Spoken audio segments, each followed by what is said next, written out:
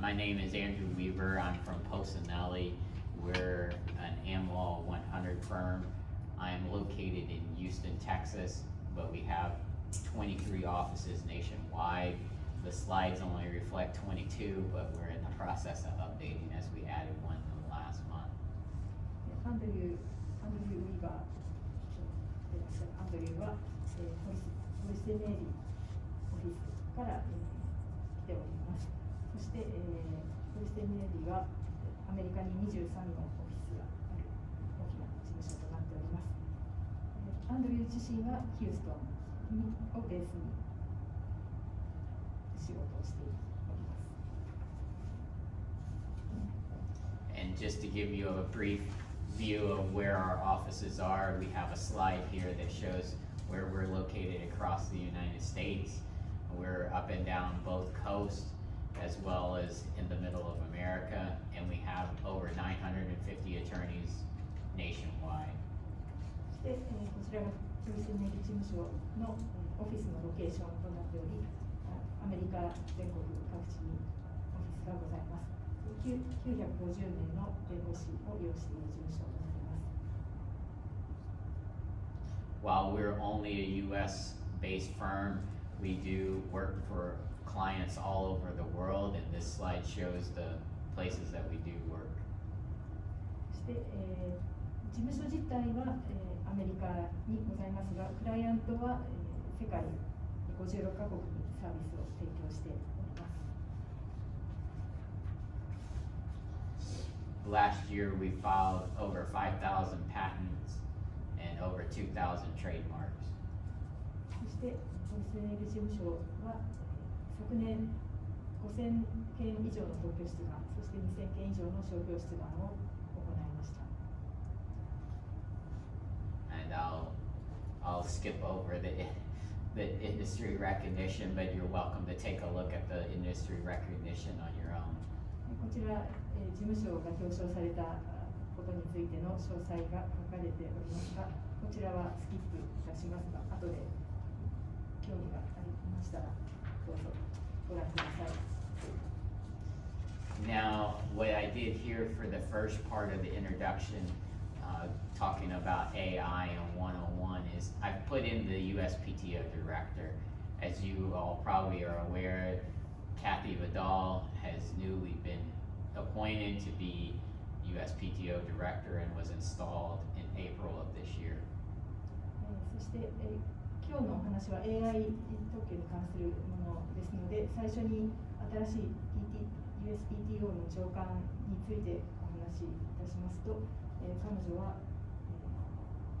今年4月に長官になりまして、バックグラウンドが AI 関係ということで、こちらに記載させていただきました。And one of the interesting things is she was a litigator prior to becoming head of the patent office, and she has prior industry experience as being in the neural network space, so very much in the AI space. そして、面白いことに彼女は、過去には、訴訟の弁護士だったということ、そして、産業界の経験もあって、ニューラルネットワークと、航空機の家事論理等を、扱っていた技術者だということです。Additionally, one of the things that I would like to point out is AI goes across all art units now. A study done in 2020 indicated that over 16% of all patent applications filed included some AI in their disclosure. そして、AI というのは今や、多くのアートユニットに広がっておりまして、2020年の調査によると、すべての特許出願の 16% に AI に関する開示が含まれていたということです。And I've listed a few of the topics that AI has in my own practice gone across from software into what I would call non-traditional AI space here. Oil and gas, exercise equipment, agricultural products, healthcare.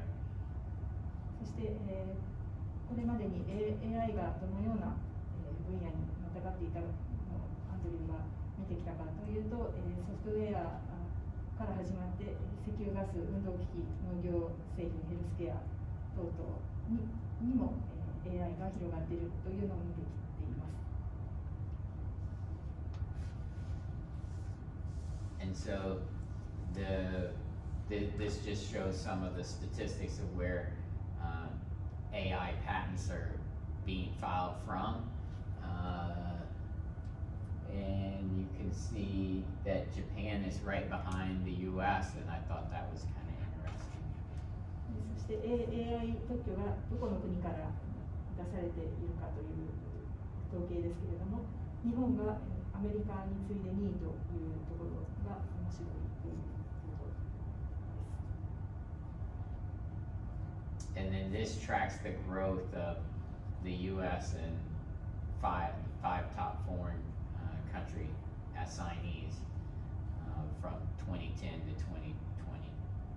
そして、こちらの統計は2010年から2020年の、米国の AI 特許の、アサイニー、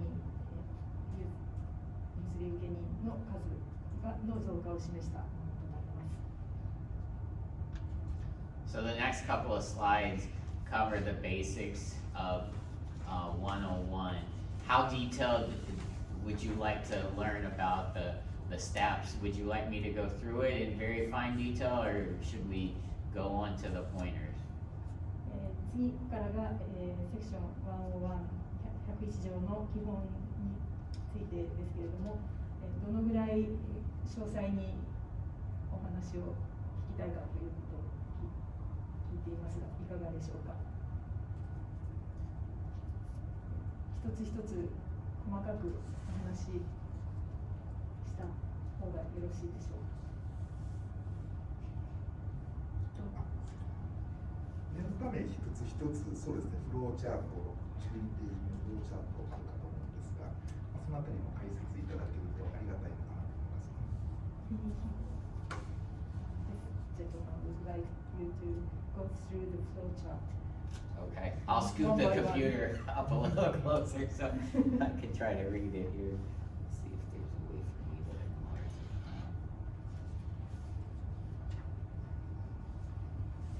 So, when you're looking at the subject matter eligibility under 101, the USPTO has prepared this very handy flow chart. The flow chart has migrated from a memo at the USPTO into the MPEP. As of this year, the MPEP 2106 has been updated to include the flow chart. このフローチャートというのが今年からは、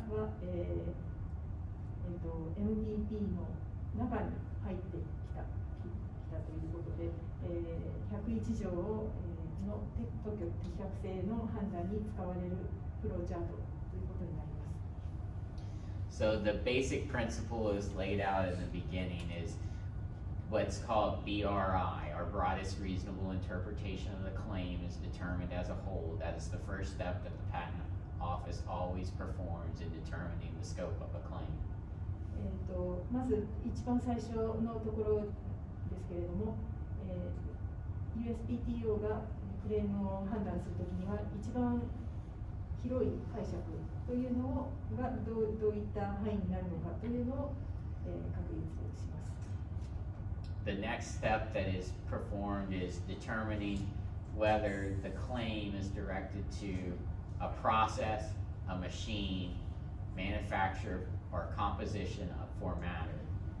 そして、ステップ1というところで、クレームが、プロセス、機械、生産物、組成物、またはこれらの新しく有用な改良に、向けられたものかどうかということを判断します。These are what are considered the statutory categories. So when you hear the patent office or one of the attorneys that you work with in the US talk about the statutory categories, it must fit within one of the statutory categories to qualify under 101. That's the very first question that's performed. でまず最初に101条の判断をするにあたっては、法定カテゴリー、スタチュートリーカテゴリー、法定カテゴリーに含まれて該当するかというところを一番最初に確認するということになります。This is a function of the preamble of the claim. So if you're claiming a system, a process, an apparatus, a device, a method, those are the things that are going to help determine whether it's a statutory category. クレームのプリアンブルの前段のところがプロセスだとかマシンだとかっていう方法だとかっていう法定カテゴリーの一つになっていれば、ステップ1で特許的確性が101条に関する特許的確性があるというふうになります。And certain statutory categories qualify for streamlined analysis, and that's what you see after it meets step 1. And if it does, then the claim could be streamlined on the analysis. そして、その法定カテゴリーに生まれないかもしれないという、ある一定のもの、対象物に当たる場合には、このフローチャートの次のところに、流れていくということになります。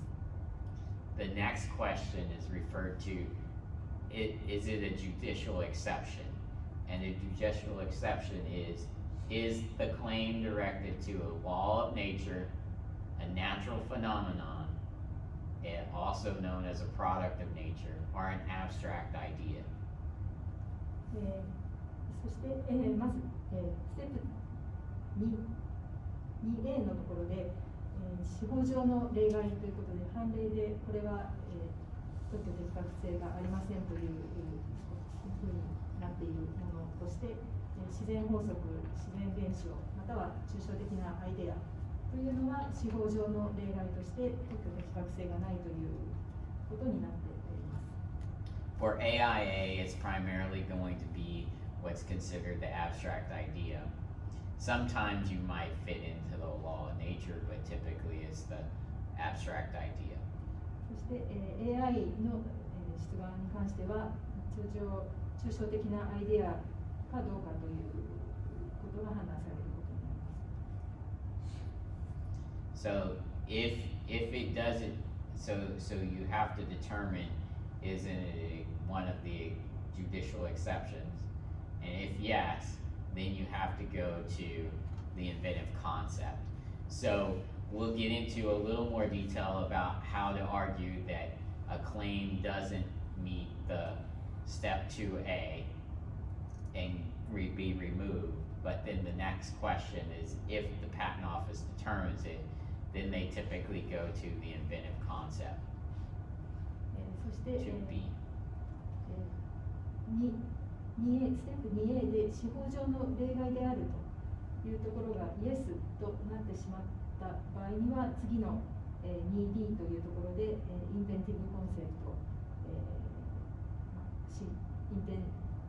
進歩性のようなものを、検討するというところになりますが、これから、この後で、ステップ 2A について、もう少しどういったものが、司法上の例外なのかというところで 2D に行く前のところについても詳しくお話しいたします。And then the final step 2B is what's called the inventive concept. Does the claim recite additional elements that amount to significantly more than the judicial exception?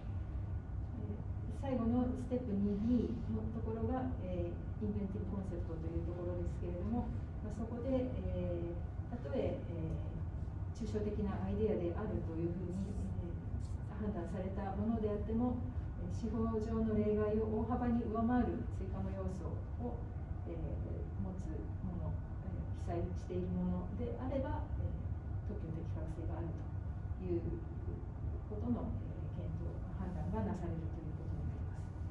And primarily where you want to focus on are 2A and 2B. The cases that have issued since Alice discuss 2A and 2B primarily. そしてアリス以降の、判例というのは通常この 2A と 2B についての、議論がなされているものとなります。So this is another way to look at what we just covered in the claim, or in the flow chart. This next slide. Fine, correct. こちらが、フローチャートの別の見方についての、説明になります。And as I mentioned before, the MPEP 2106 has been amended to include what's referred to as the 2019 PEG memo and the Berkheimer memo, and there's one other memo that I didn't put in there that's also been incorporated. The Vanda memo has been incorporated into 2106. そして MPP 2106に、最近、2019年の PEG メモ改定特許適格性ガイダンスの、メモとバンクハイマーメモ、そしてもう一つ、ここには記載されていませんがバンダメモというものを組み込んだ、新しい、改訂版の、MPEP 2106というのが、現在 USPTO で、実施審査において実施されています。And the nice thing about the way the MPEP is written is it categorizes the abstract ideas and discusses them and gives some guidance on them. And it's labeled here mathematical concepts, mental processes, and certain methods of organizing human activity. So those are the most important things to look at when you get an office action. The patent office will classify what abstract idea it is, whether it's one of those, and then you should follow the guidance in the MPEP related to that specific abstract idea. そして、101条の審査においては抽象的なアイデアというのを、どういうものかというのを、カテゴライズして列挙してありまして、それは、数学的概念、精神的プロセスおよび、人間の活動を体系化する特定の方法という、グループに分けています。なので、審査官が、101条の拒絶を出してきたときには、そのどれかということが記載され、そこの MPP を見ると、どういった対応をするべきなのかということが分かりやすくなっています。So now for a couple of basics for avoiding 101. Here, what I've put on here is transitory signals per se are ineligible. So since they're ineligible, you need to make sure that you use the phrase non-transitory, which you've probably all incorporated from post-Bilski. まず101条の回避の基本として、一般的なこととしては、一時的な信号自体というのは、特許適格性がありませんので、ノントランジトリー、非一時的なというフレーズを使うことが重要です。And then the next one is software per se is ineligible. And by that, what you need to do is include a processor and memory. And when I put memory, I mean non-transitory memory. You must include that in the claims, whether it's a method or a system. フレームが、方法であってもシステムであってもソフトウェア自体というものは、特許適格性がないということで、フレームにプロセッサーや、メモリーというもの言葉を含めるということが大事となります。 So the other technique is to avoid the business method art units, or art unit 3600. So I've listed a couple of things to do when you're writing claims to try to avoid that. Is make sure your preamble what performs the step of the method, the title of the application, abstract and field are all pointing away from a business method art unit. まず回避、101条を拒絶を回避するためには、アートユニット3600ビジネスメソッドのアートユニットというのは、許可率が非常に低いということで、このアートユニットを避けることが重要になってきます。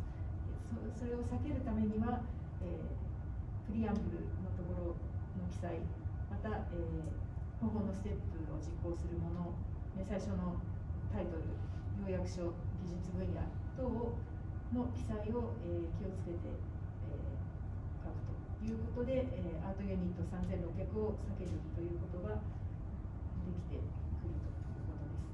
I have a question for you. Who all has software that can help predict the Art Unit 3600?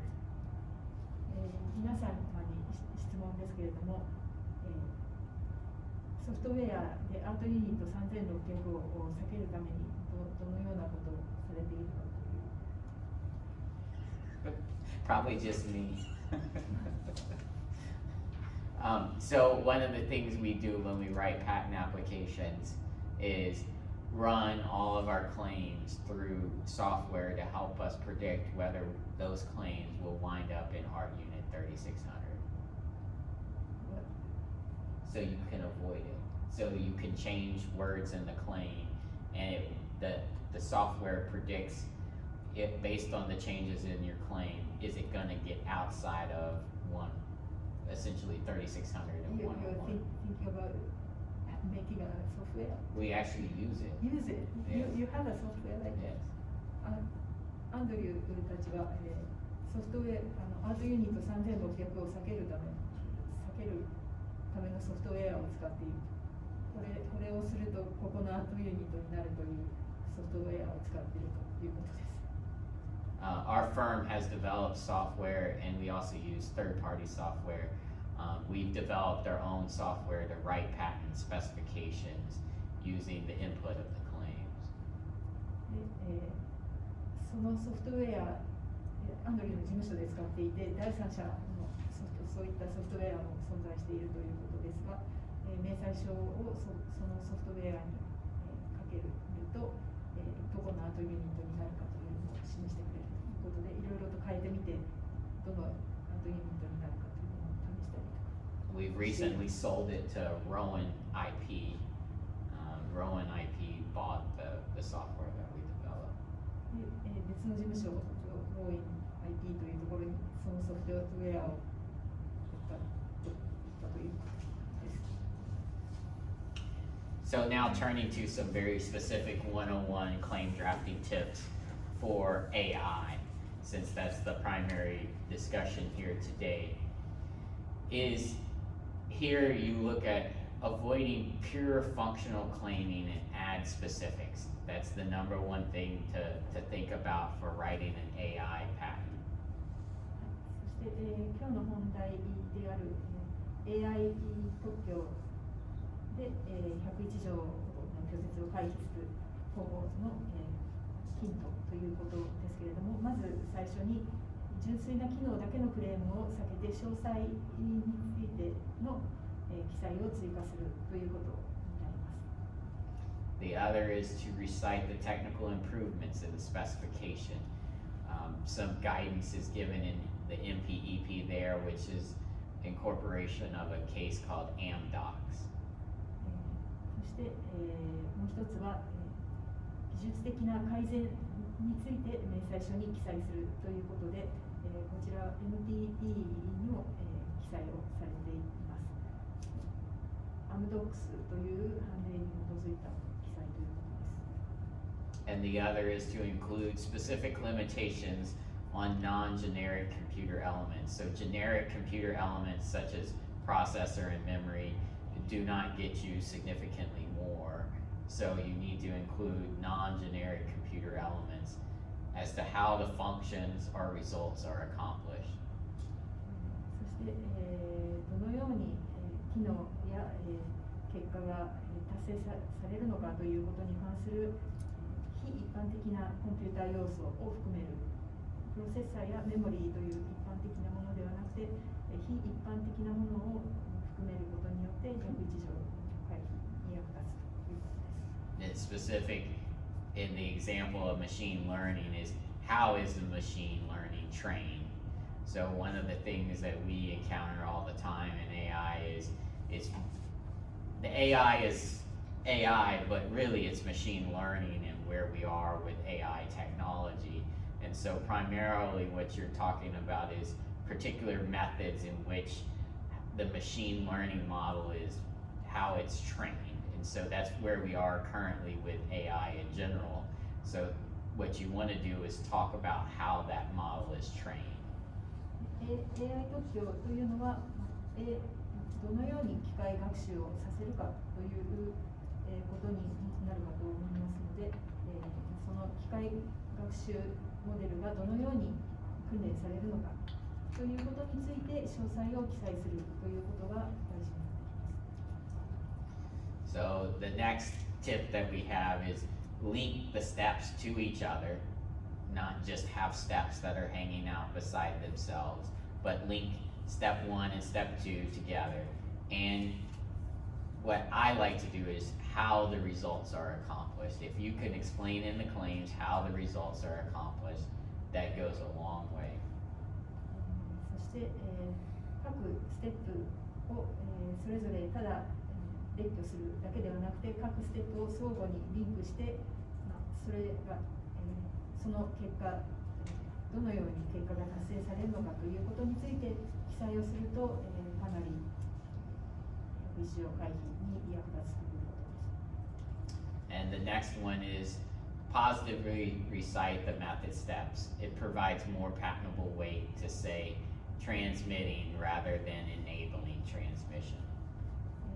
そして次の、ヒントとしては、方法のステップを積極的に記載する、そういうことによって特許性の重みを提供するということで、例えば、送信を有効にするという言い方ではなくて送信するというふうに記載する。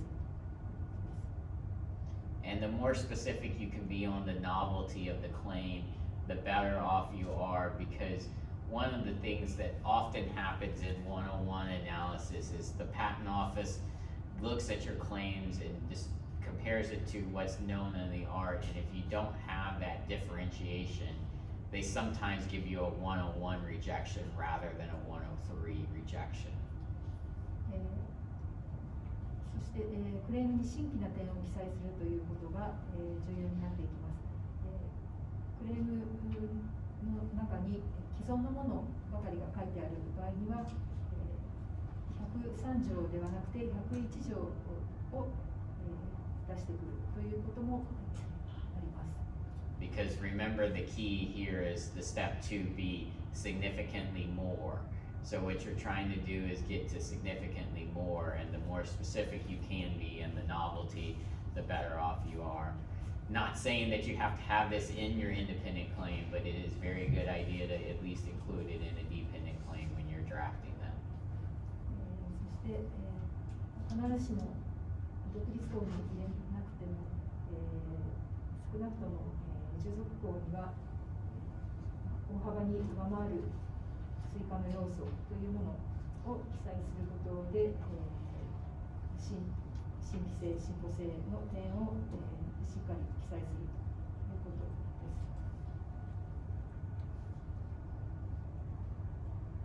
す。 Okay, now the specification drafting tips. So there's a lot here on the slide.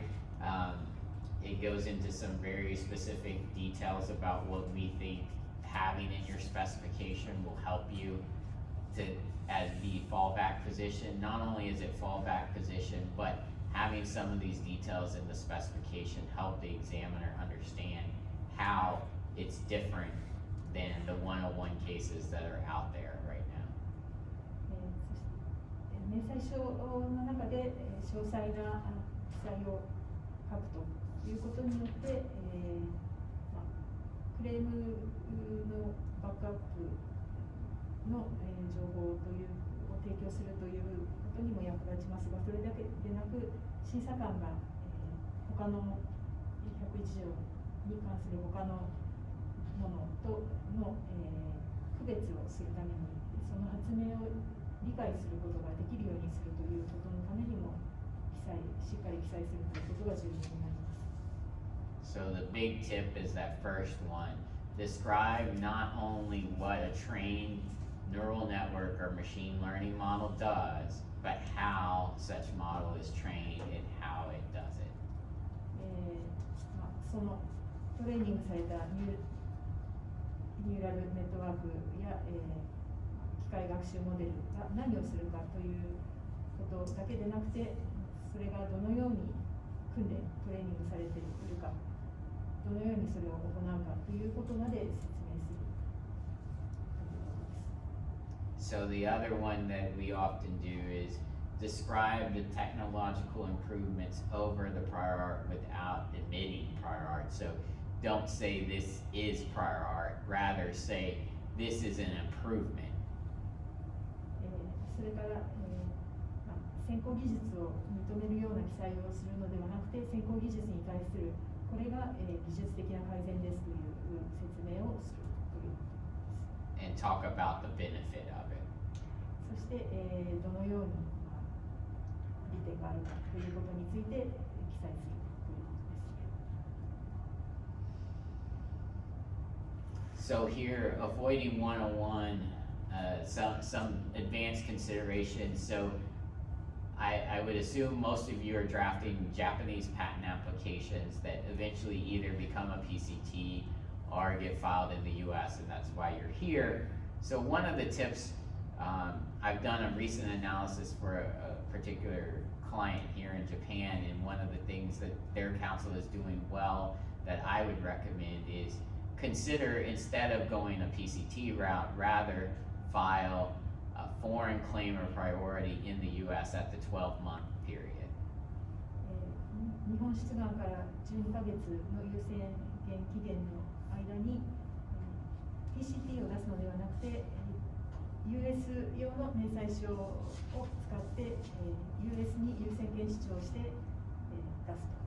その時に US 用の明細書を作成するということが一つのより進んだ検討事項になるかということです。 So the benefit I was discussing with Yumi earlier is the real benefit here is you're allowed to change the specification and the claim language so that you have a better chance of surviving a 101 rejection than if you were to file a PCT and be limited with the Japanese specification and having that particular translation be what you have to work from. PCT の国内段階で、全く同じ、内容のものを出すよりも、US 用に明細書とクレームを、US の101条対策のために記載するということが、それによってアメリカの101条拒絶の、対応をしやすくなるということにもつながりますので、ご検討すると良いかもしれません。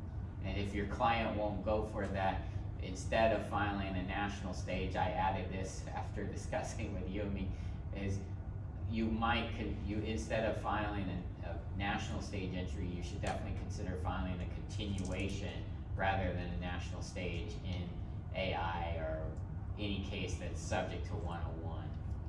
AI 特許のような、101条対策が必要になり得るものの場合には、PCT で US の国内段階に入る代わりにコンティニュエーション等を検討するということもあるかと思います。 And then a couple of kind of tips when you get, if you've ever tried to read the MPEP, there are 42 examples given for cases subject to ineligible or eligible claims that are listed. The most important is to look at 37 through 42 because that's the current 2019 guidelines. そして101条の特許適格性に関しては適格性がありかなしかというのについて42の例が記載されています。そしてその中で、37から42については2019年の新しいガイドラインに基づいて提供されているものですので、そちらが一番参考になると思われます。 And I've picked out, we'll get to it here in a minute, but I picked out one particular example of the examples given. That's example 39. Example 39 is AI related. そしてその中でアンドリューが選択した例、これからお話しする例は39番で AI に関するクレームになります。 And we definitely find interviews being very key to overcoming 101. Examiners are often very much friendlier discussing what they would like to see in the claims during a 101 rejection than necessarily discussing what they want to see in a claim in regards to 102 and 103. そして101条に関しては審査官とインタビューを持つというのが非常に有効です。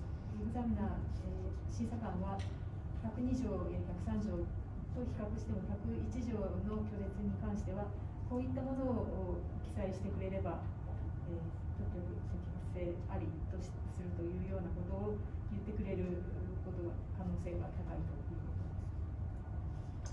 And so another thing to look at in rejections, and especially in regards to 101, is oftentimes examiners might say the claims do not recite. So if you see something where an examiner says the claims do not recite, that might give you an indication of what they'd like to see in the claim. そしてオフィスアクションの中で審査官がクレームは何々を記載しないというようなことを言って提案をしてくることがあり、その場合にはそれを、記載してほしいということを審査官が言っているということになります。 And so the next, there's 4 different examples here that give you good arguments to try to argue that your claims are patentable. 次の、例として、4つ挙げていますけれども、このようなことを記載するとクレームが、特許的確性があるというふうに判断されるものです。If you have an AI invention that actually can improve the function of the computer itself, it is really helpful to include that in your specification. It increases the ability to process data.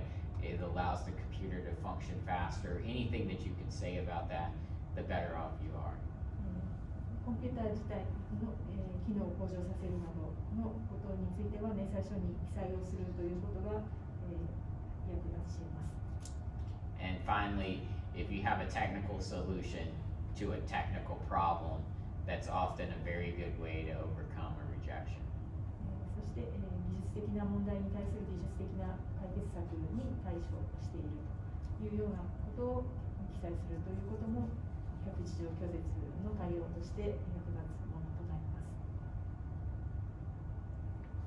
す。 So, example 39, I put the claim from example 39 here of essentially it's a neural network, and that's an AI type claim. And so here I've highlighted things that I like to see in a claim. そして、こちら39番目の例ということで、ニューラルネットワークに関するクレームということになりますが、こちら AI の、クレームになります。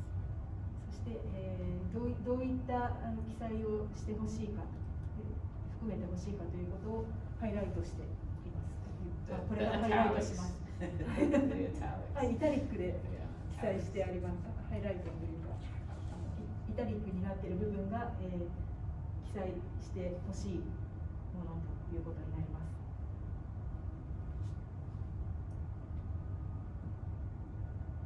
So here's another example that the MPEP gives for a claim language that is not an abstract idea. Remember, if you can get out of 2A, that's saying that it is not an abstract idea. So this is a way to get exit using 2A.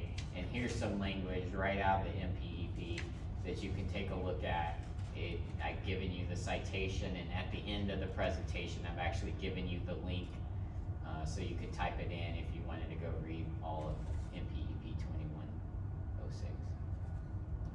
こちらが、もう一つの例となりますが、先ほど説明したアブストラクト、抽象的なアイデアかどうかということで、それが、違うということになれば特許的確性があるということになりますので、それについての例ということで MPP に記載されています。でこれらの MPP の2106ということに対する、リンクを後の方で、記載しておりますので、ご参照いただければと思います。So why they're essentially the same is the PTO takes a case and tries to write an example about that case to show how you can get a patent. MPP でも、例を挙げて、こういったものであれば特許的確性があるということを示しています。So the next couple of slides are helpful decisions by the PTAB. So the PTAB is the appeals board at the patent office, and it's a way to take what they've said in 101 cases and argue not as precedential, but use those arguments in your arguments so that way they're likely to follow it. こちら、PTAB 審判、USPTO の審判部になりますけれども、こちらの決定ということで、これらの決定について言及することで特許的確性の議論に役立つとなります。And really here, these are AI related cases, and so it's really important to take note of these two examples.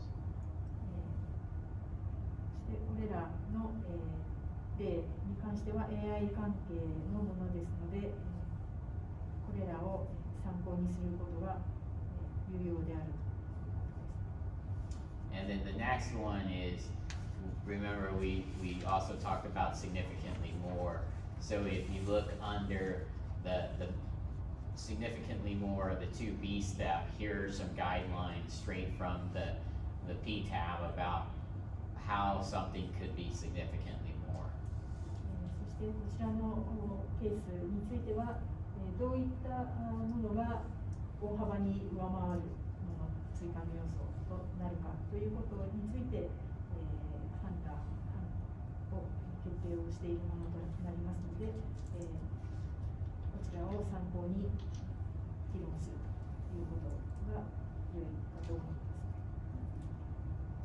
And so these are really helpful because a lot of the times examiners will use different kinds of cases, and if you can kind of rely on this, it will help you overcome the rejection. いろいろな例を挙げていますので、似たようなものを使って101条拒絶に対する応答をするということが良いかと思います。 So then one other point that I make about 101 rejections is sometimes you need to consider 112A and 112F. So if a claim has a 112F feature in it, and you're willing to have that as part of your claim, you'll be automatically able to get out of the 101 rejection. 112条 A を、対応に対する対応で、記載をきちんとするということが自動的に101条拒絶に対する回避というふうにつながります。Now, the danger in 112F is you're limited by the equivalence that you're described in your specification. So when you're applying 112F, that is really important how you write your specification. If you only give one example in the specification, that's all that term is going to mean. So these are the nonce terms, And if you don't describe but one, the claim will be limited to that one example that you've given.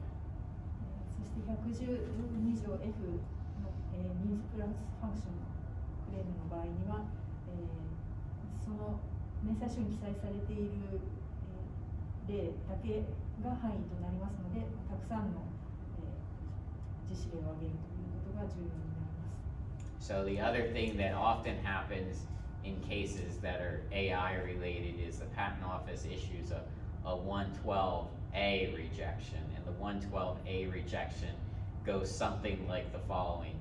You've provided the input and the output, but the logic that you've provided is not known, so therefore you haven't supported your claim in the specification.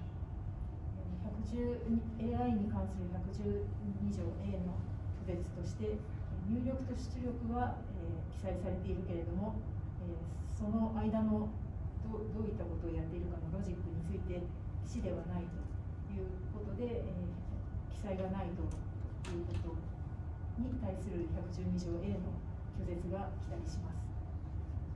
なので、それについては気をつける必要があります。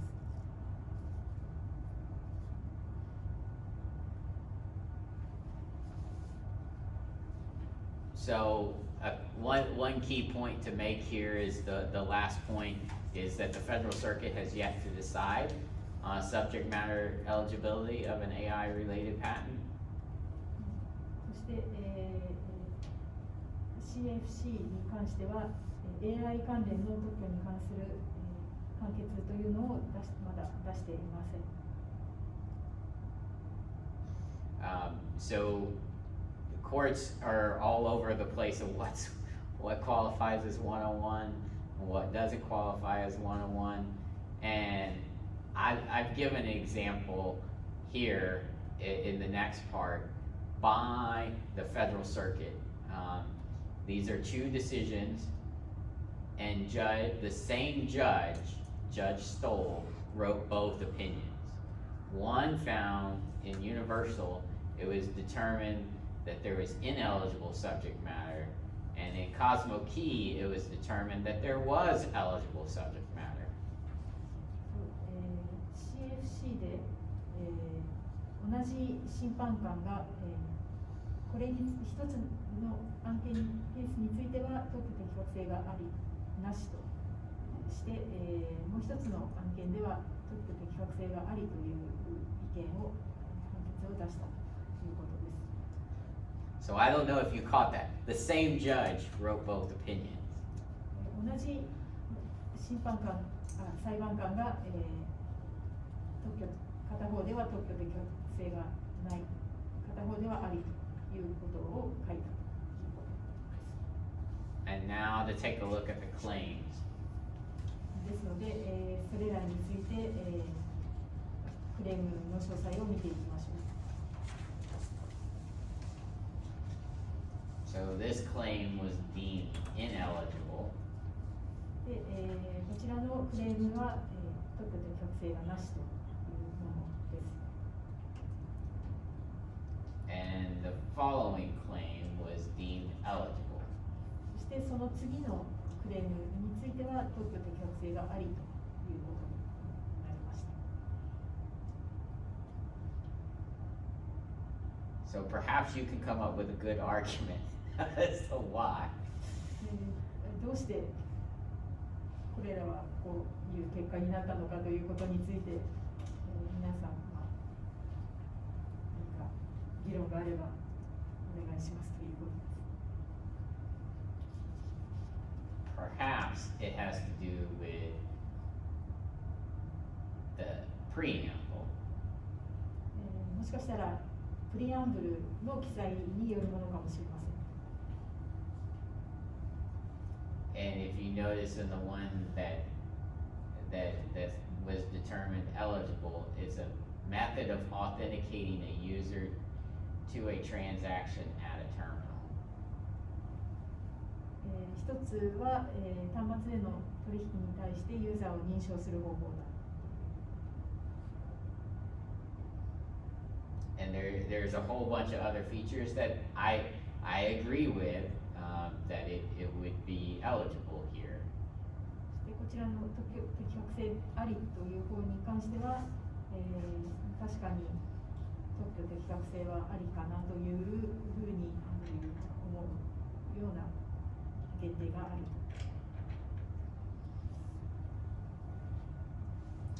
And then a couple more slides to kind of show how writing a claim in light of what the courts have done will help you get a patent through the patent office as compared to perhaps claims that were written prior to the 101 considerations being promulgated by the patent office. その以前の特許の It's not on the slide, you stuff.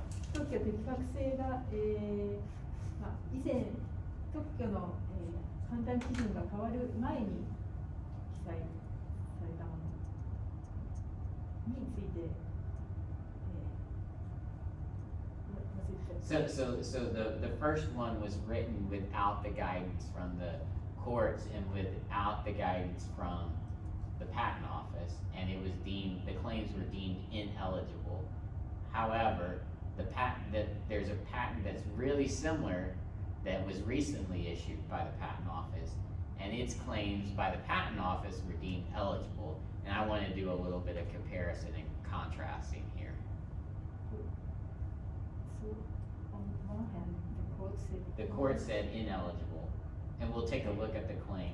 And then the patent office allowed a similar claim, but with a little more detail. And so I think it's really illustrative of how to write a claim given the 101 guidelines and court decisions. 一つの、裁判所の判決で、同じようなクレームですが、裁判所の判決では特許適格性がなしという言われたというケースが一つあり、似たようなもので USPTO が、特許を許可したものがあるということで、それらについて、クレームを比較してどのようなことで、片方は特許適格性がないというふうに判断され、もう片方は特許が許可されたのかというところを見ていきたい。So first, the claim that was deemed ineligible here. This is the one that the court in charge point found ineligible. If you notice, the preamble is very broad. It is just an apparatus. まず一つ目のチャージポイントですけれども、こちらは、裁判所によって、特許適格性がないと判断されたクレームになります。そして、プリアンブルを、最初の前段、クレームの前段のところを見ると、非常に広い記載となっています。And if you read the rest of the claim limitations, they're very, what I would call almost generic type limitations. そして、クレームの他の残りの部分を見ると、非常に一般的な記載になっているというふうに思われます。And as I said earlier, sometimes I think the patent office says there's really no novelty here. And instead of the claims being invalid under novelty, they use 101 as a proxy to say, you're just showing how things work together. そして、延べ、新規性に関する、実際には新規性に関する拒絶なんだけれども、新規性がないということを、示すために101条を出してくるという拒絶になることもある。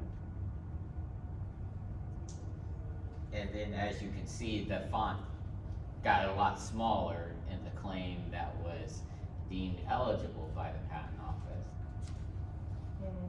記載がたくさん、増えるにつれて、特許適格性ありになっていく。So if you notice, the preamble is quite a bit different here. で、次のものは、特許が、許可されたもの、USPTO によって許可されたものになりますけれども、プリアンブルの前段の部分も非常に長い、フォントが小さいものになっています。And there's also a lot more detail in the claim into how it actually works, and it also provides some structure that is not present in the prior one. そして、クレームの残りの限定を見ても、非常に詳細にわたっていて、基地の技術に対して、新しいものが記載されているものとなっています。And then finally, I've given you some resources here, trying to keep us on time.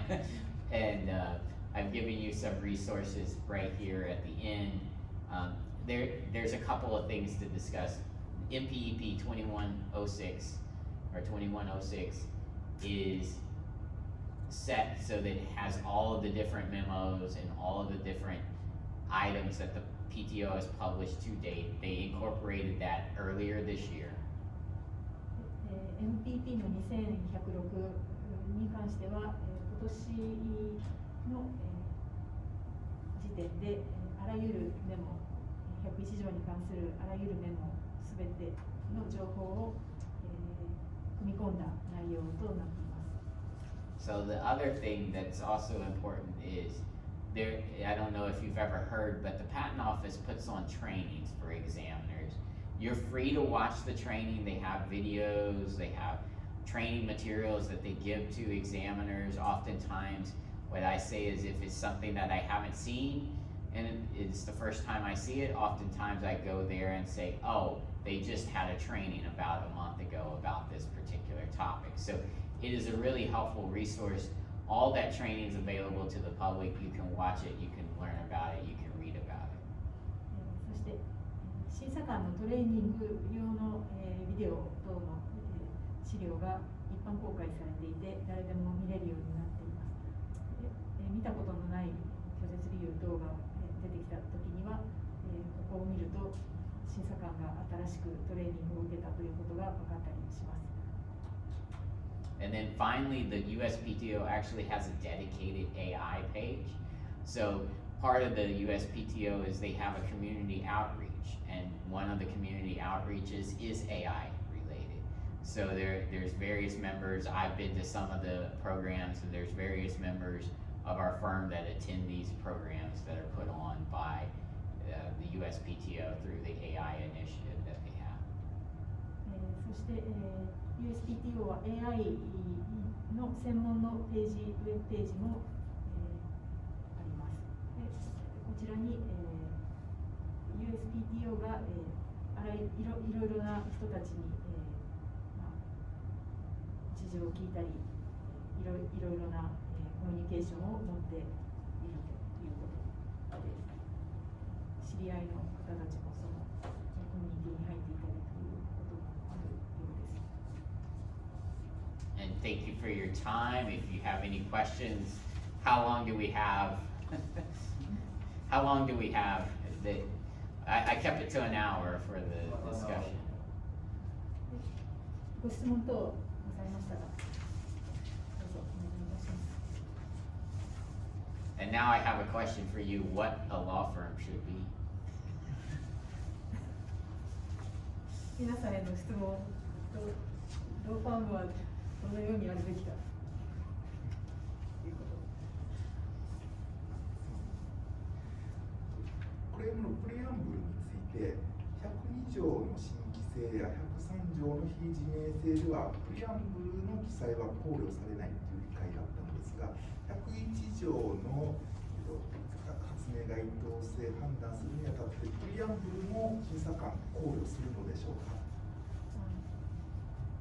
This question is that for section 102 103 rejections, preamble is not considered. Not considered, that's But right. in case of 101, It is, yes. It is considered. 101条は考慮されるということです。そうするとよく言われるのがそのプリアンブルはできるだけ少ない言葉も、例えばもうそれこそアパレータスとかメソッドとか少ない語句の方がいいってよくクレームドラフティングで言われているのですが、101条を考えるとある程度具体的に書いた方がいいのでしょうか。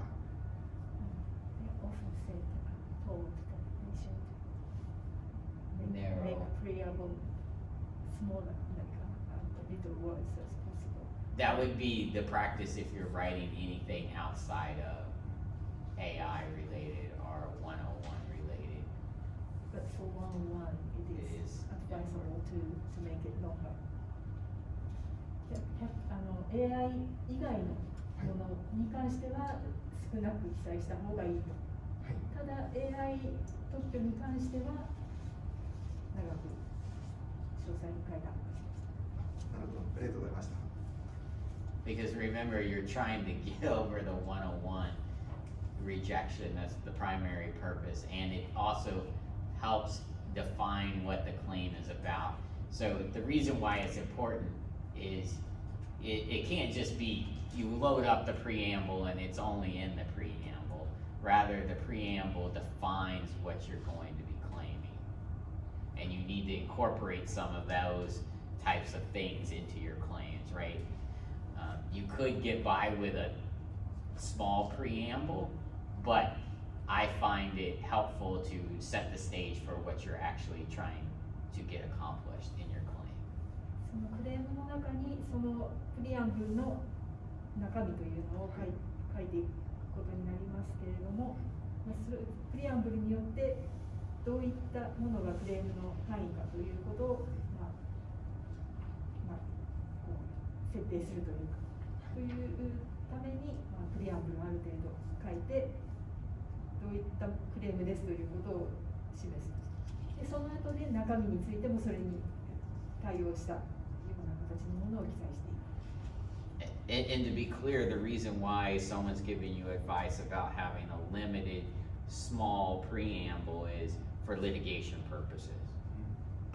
And so if you think about the litigation purpose under 101, it's a very different scope than under trying to get through the patent office or through a court on a regular apparatus, because most courts are inclined to deny your case as being ineligible.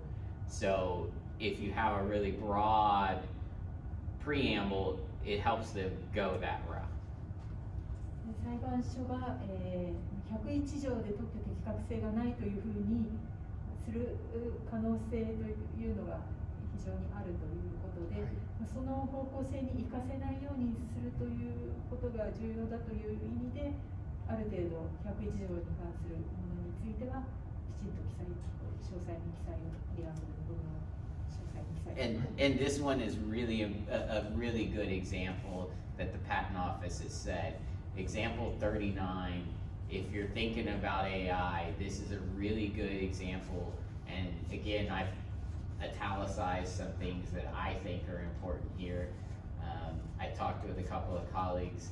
There may be some more things here, but it's really important to take a look at this claim and think about your AI case, because the closer you can draw analogies to example 39 and your claim, you're almost guaranteed to get a patent at the patent office. AI 特許に関してはこの39例39番というのに、できるだけ近くすることによって特許的確性ありというふうに審査官に判断してもらえるようになりますので、これを参考にすることが大事だ。ありがとうございました。Thank you very much. You're welcome. Other questions?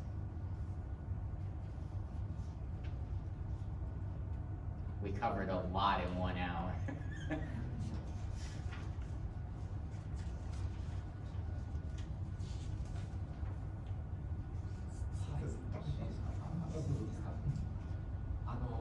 俳優の方でですね、アンジェルさんのその事務所ではソフトウェアがあって、それにかけると記述が出るかどうかみたいなのが少しもっと分かりそうだっていうのがあるらしいんですけども、そういうのは例えば日本から依頼 AI した質感とかにかけたりするんでしょうかね。そういうフィードバックとかはするんでしょうか。アートユニットじゃなくてあ、そうですね。アートユニットとかですね。日本の特にアートユニットどっかでもできるのか。はい。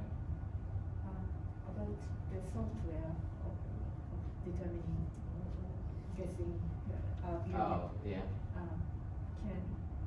Can they use? Can you use it on Japanese applications from them? Yeah, if you gave us the translation, we can use it. 英語の翻訳版を送ってもらえればできます。 And what I've been encouraging people to do is actually give us a set of claims, and then we could run it through the software and give you the output, and maybe even give you some suggestions on how to adapt your claim so that it overcomes it. And one of the strategies, I don't know if I put it in here or if I just had it in my head, was one of the things that you could also do is have a set of claims for the Japanese patent office and a set of claims for the US office, and include those into your Japanese specification, so that way you have explicit support when you file your Japanese case to move it forward. So you have clear support for the US case at the time of filing the Japanese case.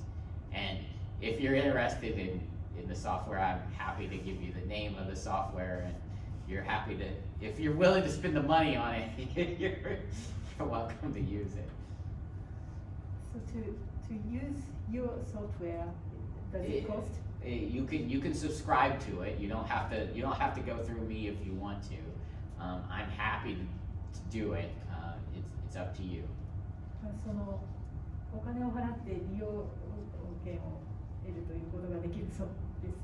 で、日本の出願を、準備するときにそのソフトウェアにかけてで2つのセットのクレームを作っておくことでアメリカの101条に備えるということも考えられる。It's not 100% accurate, but anything that can help in 101, I think I use it. That's my view. You can do with just claims as well as with specification. So we have software that takes the whole entire specification, gives you a prediction, but oftentimes you're just writing the claims and you need some steering when you're doing your initial claim drafting.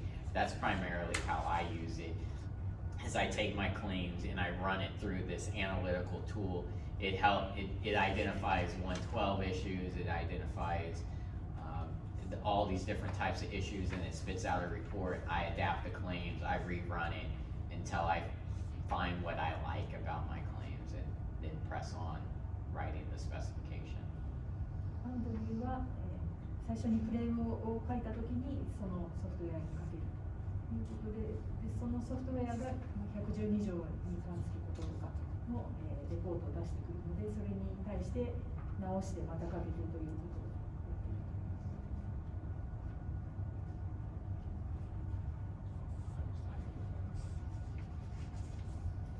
Did you have another? すみません、先ほどのちょっとプレアンブルにも関連するところなんですが、普通のソフトウェア関連発明に対する審査と AI、その中でも AI 関連発明に対する審査で、結構審査のやり方とかに違いとかっていうのは、その101条の特許的確正とか、その他の部分も含めて、審査に違いっていうのは大きな違いはあるんでしょうか。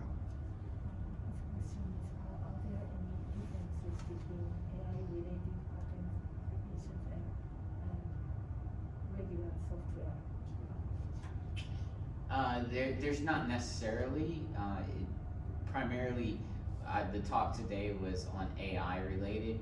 There are whole sets of other examples that are non-AI related that the patent office has, and they have different types of things. Whether you would want to include the preamble or not, maybe not as important in non-AI related, because AI, you have to be talking about what specific you're addressing in regards to the AI invention, whether it's the network, it's how it's trained, those types of things. So those are important to put in the preamble. Other types of software, a little less so, but also it goes to how you're transforming the machine or doing any type of operation. Let's see, where were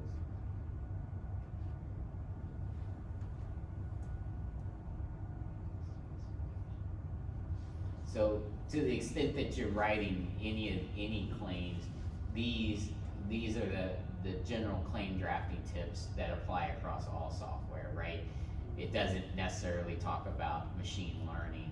There are some in there that talk about machine learning, and machine learning again is the key, what everyone's trying to patent in regards to AI, primarily if you're just talking about AI as itself, as software. これらのことについては AI だけでないと。で AI に関しては AI 固有の、どのようにトレインするかとか、訓練するかとか、そういう AI に関しては、39番の例のような、記載が必要になることが多いですけれども、それ以外の、このソフトウェアに関しては他の例の方がより近いかもしれなくて、必ずしもプリアンブルを大きくしなくても特許適格性ありというふうになっている例も記載されているかと思われますので、それについてはより近いものを参考にするのがいい。37から42が特に新しいということですけれども、42個の中で AI 以外のものでしたら、それぞれより近いものがあるかもしれない。Yeah, and this one's also important here. As a whole, regardless of whether it's AI, these are the things that you want to, again, try to avoid ArcUnit 3600, which is what that software I use helps avoid. So the preamble helps you avoid what words are in the preamble, how those words are organized, what steps are being performed by the method, the title of the application, really important. If you put software in the title, it's not going to work very well for you. Abstract, really important to try to define that abstract and focus on the claim language that you have. The field of the invention also, that's what the patent office looks at to classify a patent when they receive it. It's done by a different examiner than the examiner that's examining the case. This is the examiner, they're all called examiners to some extent at the patent office. They get your initial application, take a look at it. These are the things that their software helps them determine, as well as a person on the patent office. And that's going to place you in the particular art unit.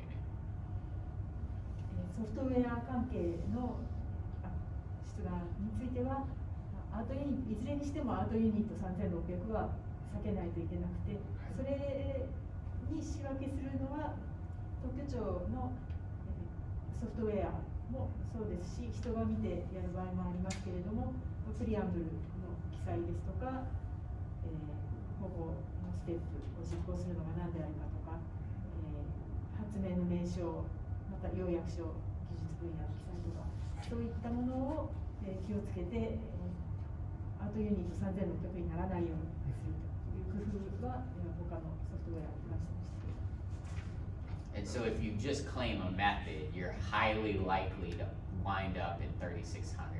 And perhaps I haven't given you the reason why you want to avoid 3600. 3600 has an allowance rate of less than 30% compared to 70-80% in the rest of the patent office. どうして3600アートユニットを避けた方がいいかというと、許可率が 30% ぐらい、それ以外のところは70から 80% の許可率になっているということです。I realized that might have not been clear. ありがとうございます。Thank you very much.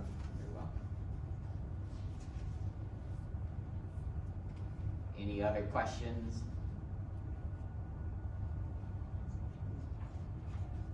はい、ちょっと本筋じゃないんですけど、一番最初に特許庁長官の話出ましたけど、日本なんか訴訟弁理士なんか長官やなんて珍しいのはありえないと思うんですけど、長官がそういう人があるのがその、技術学しい人でやるとなんかそんなに影響があるもんなんですか？審査に。 His question is about the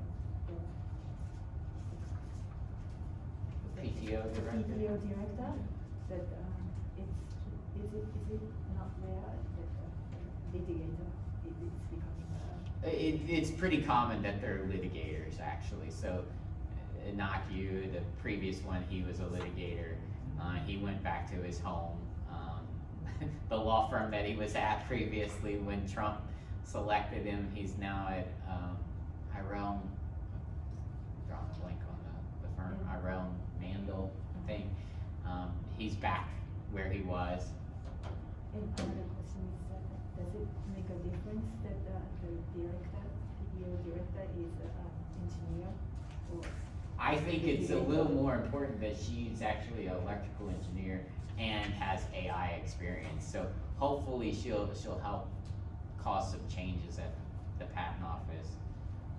She said she's going to and she said that she feels like the patent office isn't allowing enough one-on-one. Like, in other words, she wants to broaden it up to allow more cases in. She said that she's gonna launch some initiatives on that. They haven't happened yet.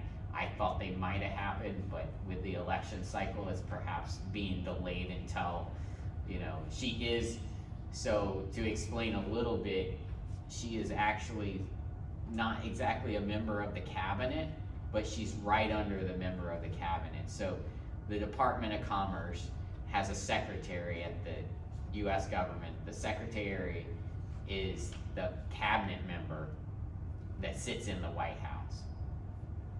And she's right under that. So she will be in the cabinet. She's not in, she's right under the cabinet member. She reports directly to a cabinet member. So until that is fixed, she. No, it's an election cycle, so her boss is probably telling her no changes until the election cycle gets done. そう選挙のサイクルが終わるまではあまりこう変更するなということを言われて、していないけれども、彼女自身が、AI に関して非常に、101条のせいで特許が許可されてないものが多すぎるというふうに思っているということで、ご自身も、101条の変更に関しては、イニシアティブを取ってやっていきたいと言っているということで、彼女が、電気工学の技術者だということは非常に意味があって、自分でもご自身でもおっしゃっているし、今後影響があるのではないかと。And our elections are next week, so I don't expect any changes until after that. 選挙のサイクルは来週ということで、それまでは何も起こらないだろうと。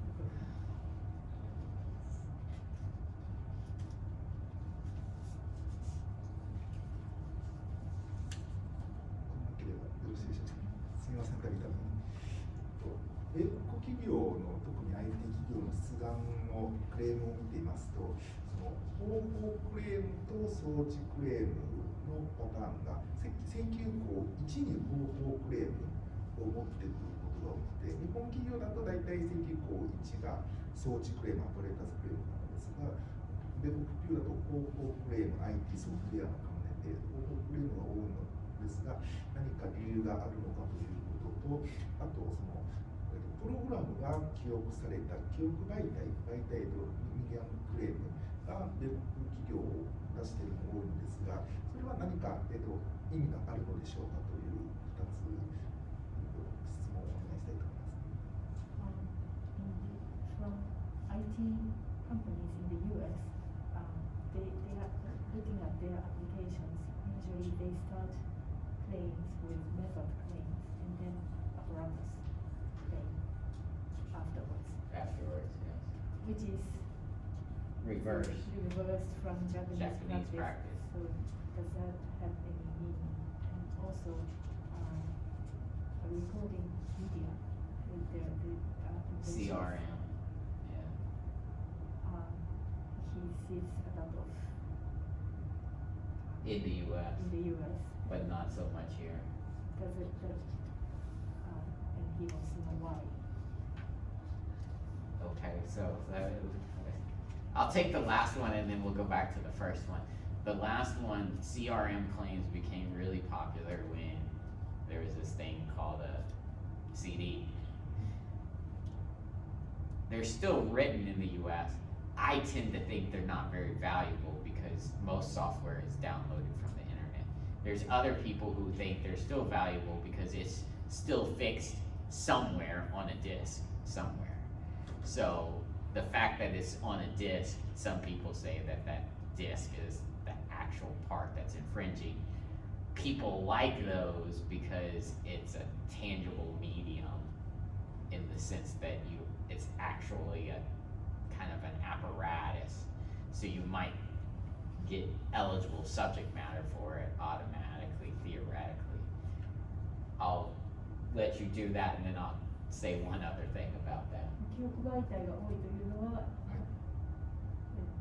まあ、そのもの自体が101条そのものだけで回避できているということで使いたがっているということと、あと、まあ、ダウンロードされるということであまり、まあ、今は重要でそれほど価値がないかもしれないけれども、まあ、ディスクのどこかに入っているというだけでディスクで抑えることができるという意味で、まあ、価値を見出している人たちがいるということなのではないかと。はい、ありがとうございます。で次の方法で装置っていうことについて。 And so I think you should take a look at, there's a case I want to, hopefully I got the right one. American Axle, I think, is a case that came out last year. American Axle is an apparatus claim. So I think some of the weight that US practitioners might place on that might be misled. Because American Axle is actually an apparatus and it was declared ineligible subject matter. American Axle is the medium? No, American Axle is like the medium claim that a lot of people think gives them the automatic out.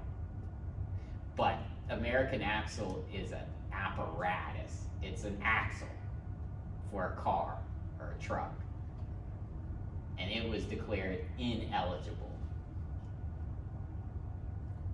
アパラタスだけどアメリカンアクセルっていうのが Yeah, American ア Axle. クセルだけれども特許的確性がないとなった。Is it not an apparatus? It is an It is an apparatus. apparatus and And it was not eligible. not eligible.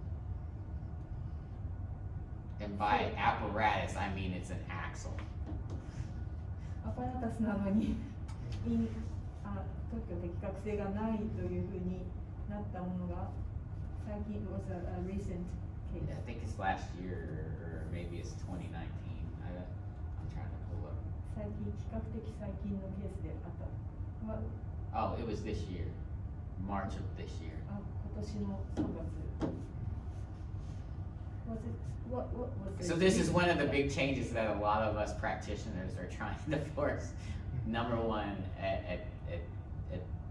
in Congress, because American Axle, in a lot of our minds, should never have been invalidated. And what I'm saying about the CRM claim is, a CRM claim will automatically, under the patent office's theory, get you out. But in court, you might wind up a different way. 裁判になると特許庁では自動的に許可されているようなものでも特許的確性がないというふうに判断されることもあるということは可能性としてある。 And now, let's see, your other question. That makes it difficult to. It makes it very difficult, right? And so why would someone put method claims before an apparatus claim? There are definitely, I don't really know why they put them before. Because I think if you put the apparatus claim first, it gives the examiner an idea of what you're intending to claim, right? Like, it sets forth the bounds. But there are definitely clients of mine and attorneys that prefer to have method claims. And they believe that the method claims are broader.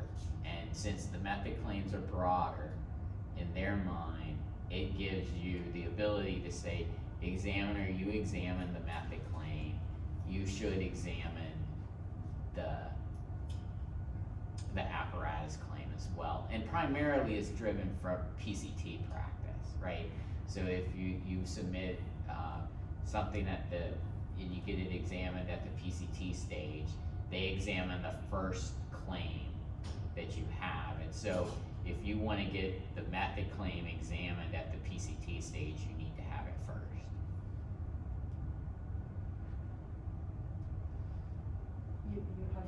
You have to put it first, because at a PCT stage, they can issue a unity rejection, right?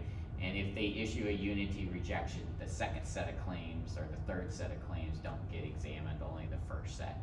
So all practitioners are wanting that method set, especially in the software space, to be examined first because it's the broadest claim. その発明の単一性というか、で、方法クレームの方が広いという理由で、方法クレームを審査したら装置クレームも一緒に審査してもらえるという理由で方法クレームを先に書いているところが多いのではないかということです。ありがとうございます。Thank you very much. There's lots of reasons, but I think that's their primary reason is they put it first so they can get that examined there in the PCT stage. So one of the things that I've noticed a lot of, and if you have any national stage, so here's kind of a trade-off between national stage and non-national stage. If you have no unity of rejection in a national stage application, the PTO can't later issue you a unity/restriction requirement if all the claims got examined. So I've had a flurry of these. I've had 6 or 7 in the last 2 months where the PTO has insisted on a restriction even though there was no unity rejection at the PCT stage. So you might be watching out for those in the, this is non-101 related, but. And you still have to file restriction? No, you just argue against it. You do not actually have, this is just. 最初に PCT のナショナルフェーズで最初に、リストリクションが来なければもうそれに関しては後から分けなくてもいいので、分けるようなことを言ってきたらそれに対しては反応すればいいということです。わかりました。